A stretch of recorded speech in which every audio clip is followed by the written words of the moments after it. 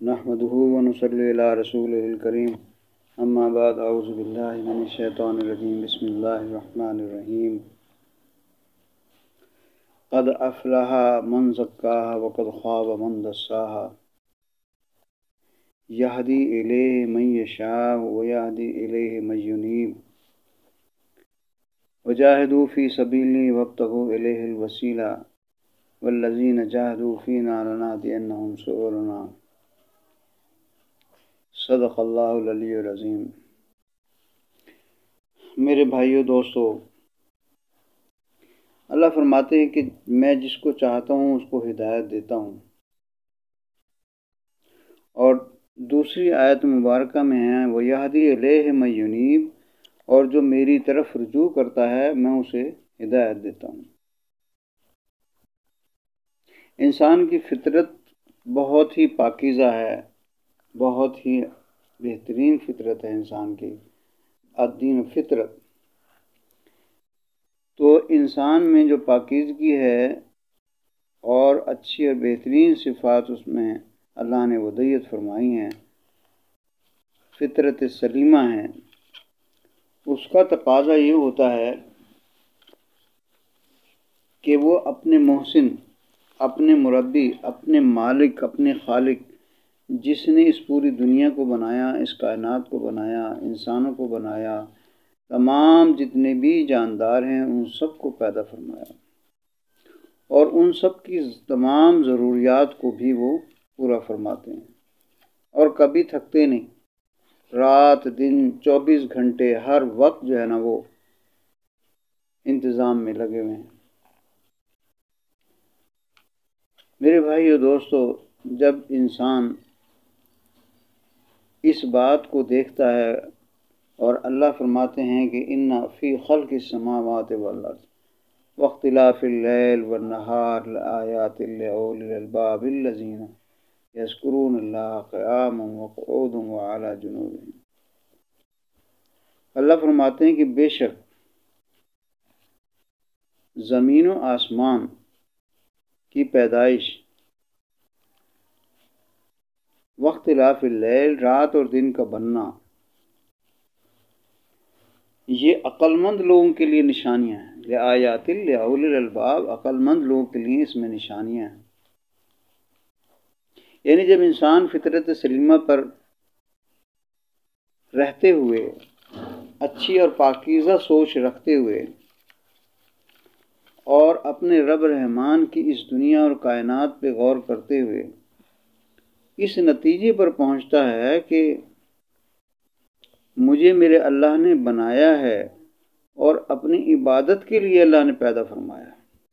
جیسا اللہ قرآن مقدس فرماتے ہیں کہ وَمَا خَلَقْتُ الْجِنَّ وَالْإِنسَ إِلَّا لِيَعْبُدُونِ۔ تو اللہ تعالیٰ کی عبادت کے لیے جب اللہ نے بندے کو پیدا فرمایا ہے تو اس کے اندر جیسے جیسے فطرت سلیمہ پیدا ہوتی جاتی ہے اور پاکیزگی آتی جاتی ہے، تو وہ اس پوری دنیا کائنات میں غور و فکر شروع کر دیتا ہے۔ صحابہ کرام، بعض صحابہ کرام رضی اللہ تعالیٰ عنہم اجمعین، وہ صحن میں یا چھت پہ سویا کرتے تھے۔ لوگوں نے پوچھا کہ آپ ہمیشہ اپنے کھلے میدان میں چھت پہ یا صحن میں کیوں سوتے ہیں؟ تو انہوں نے بڑا خوبصورت جواب دیا۔ انہوں نے فرمایا کہ بھائی، میں رات کو اللہ تعالیٰ کی اس کائنات کا نظارہ کرتا ہوں، چاند ستاروں کو دیکھتا ہوں، آسمان کو دیکھتا ہوں، اس کی بناوٹ کو، تو میرا ایمان اور بڑھتا ہے، اللہ تعالیٰ کی خالقیت میں غور کرتا ہوں، اللہ تعالیٰ کی صفات میں غور کرتا ہوں۔ میرے بھائیو، جب انسان کے اندر یہ چیز پیدا ہوتی ہے تو پھر اس کو یہ شوق ہوتا ہے، یہ تلاش ہوتی ہے کہ میں اپنے رب رحمان کے ساتھ محبت اور عشق والا اور تقوی والا ایسا تعلق مضبوط کر لوں کہ اللہ تعالیٰ کا قرب حاصل ہو جائے، اس کی محبت حاصل ہو جائے، اس کی معرفت حاصل ہو جائے، تو ابھی تو اس کی سمت سیدھی ہوئی ہے، ابھی وہ فطرت سلیمہ پر آیا ہے، سمت صحیح ہوئی ہے، غور و فکر کرنے کا مادہ پیدا ہو گیا ہے، جس کے نتیجے میں وہ اللہ تعالیٰ کا ذکر کرتا ہے۔ یذکرون اللہ قیام، کھڑا ہے تو اللہ کا ذکر کر رہا ہے، وعلی جنوبہم، اور لیٹا ہوا ہے تو اللہ کا ذکر کر رہا ہے، وقعودہم، بیٹھا ہے تو اللہ کا ذکر کر رہا ہے، یعنی وہ اللہ تعالیٰ کی ذات کی طرف ہمیشہ متوجہ رہتا ہے، ادھر غور کرتا ہے، ادھر اللہ تعالیٰ کا۔ جب اس غور و فکر کے نتیجے میں انسان اللہ تعالیٰ کی محبت اس کے اندر پیدا ہو جاتی ہے، تو پھر وہ انسان اللہ تعالیٰ کا اٹھتے بیٹھتے والہانہ ذکر کرتا ہے،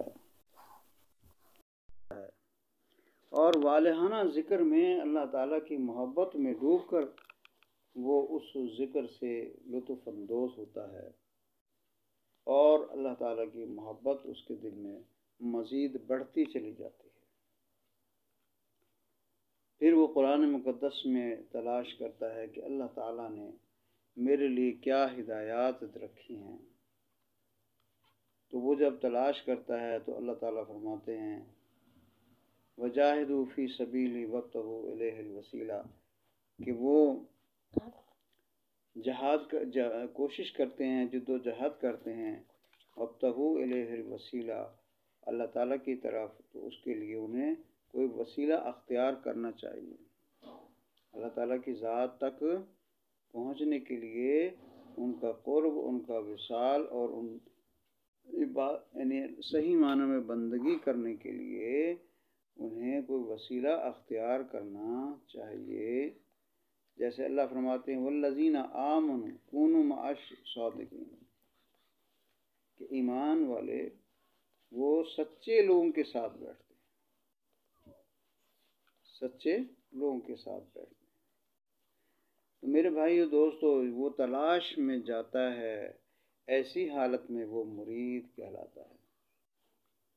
اب وہ مرید جہاں بھی کہیں اسے کوئی صاحب نسبت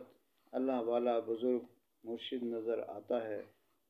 وہ وہاں پہنچتا ہے اور ان سے کچھ عرصہ ان سے تعلق رکھتا ہے، اور دیکھتا ہے کہ ان کے جو عقائد کیسے ہیں، شریعت کے مطابق ہیں، شرک و بدعت تو نہیں ہے، اور شریعت پر عمل ہے، پابندی سے عمل ہے، اور ان کی صحبت میں میرے دل کے حالات بدلتے ہیں،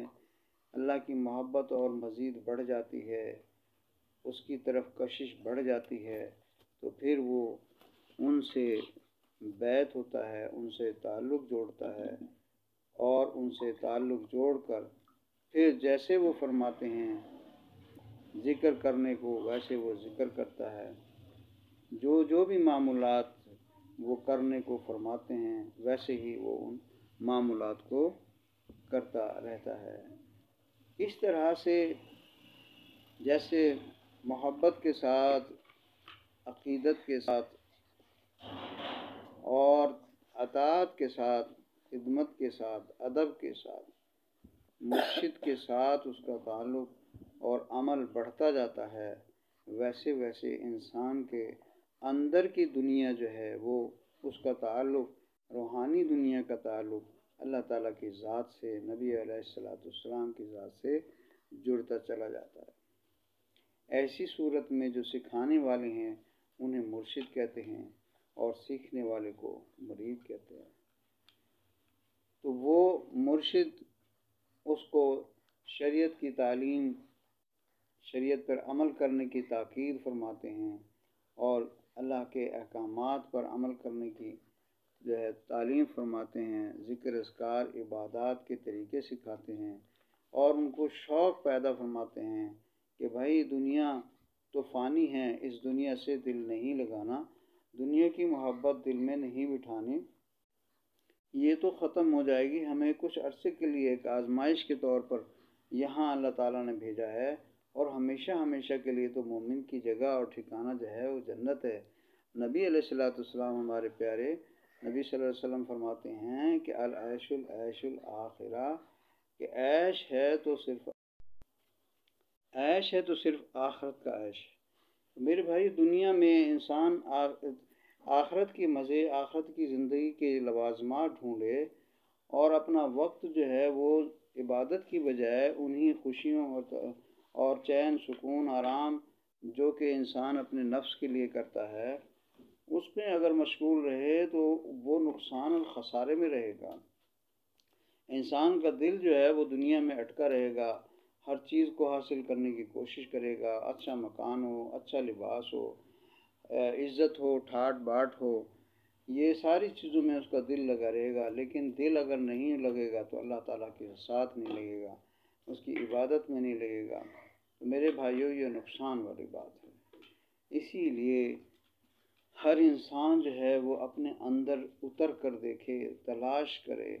کہ میرے اندر اداسی کیوں ہے، میں اپنے اللہ سے تعلق میرا کیوں نہیں جڑا ہوا، نماز پڑھنے کو دل کیوں نہیں چاہتا، عبادت کرنے کو دل کیوں نہیں چاہتا، تلاوت قرآن کرنے کو دل کیوں نہیں چاہتا۔ تو اسے پتہ چلے گا کہ میری روح بیمار ہے، میرا قلب بیمار ہے، میرے قلب اور روح اور تمام اندر کے سسٹم پہ ظلمت چھائی ہوئی ہے۔ لہٰذا یہ ظلمت اور یہ اندھیرے جب دل و دماغ سے، روح سے اتریں گے تو پھر انسان جو ہے وہ سمجھو صحت مند ہوگا، پھر اسے بھوک لگے گی، پھر وہ کہے گا کہ میں نے تلاوت کرنی ہے، میں نے نماز پڑھنی ہے، میں نے ذکر کرنا ہے، میں نے اللہ کی بندگی کرنی ہے۔ پھر انسان خوشی خوشی یہ کام کرتا ہے۔ تو میرے بھائیو، ڈاکٹر جسمانی طور پر تو ہم ڈاکٹر کے پاس پہنچتے ہیں بیماری کے علاج کے لیے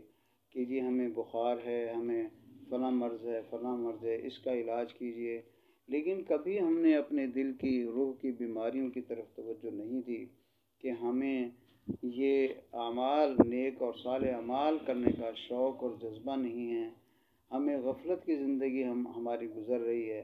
اس کو ہم کیسے دور کریں، اس کی طرف کسی روحانی طبیب کی طرف جاتے ہی نہیں ہے۔ اللہ تعالیٰ مرشد نصیب جو روحانی بیماریوں کا علاج اور اس کے دل کے اوپر جو زنگ لگا ہوتا ہے اس زنگ کو اتارتے ہیں۔ حدیث میں آتا ہے کہ جس طرح لوہے کو زنگ لگ جاتا ہے اسی طرح سے دلوں پر بھی زنگ لگ جاتا ہے، وہ اس زنگ کو اتارتے ہیں تاکہ وہ صحت مند ہو جائے۔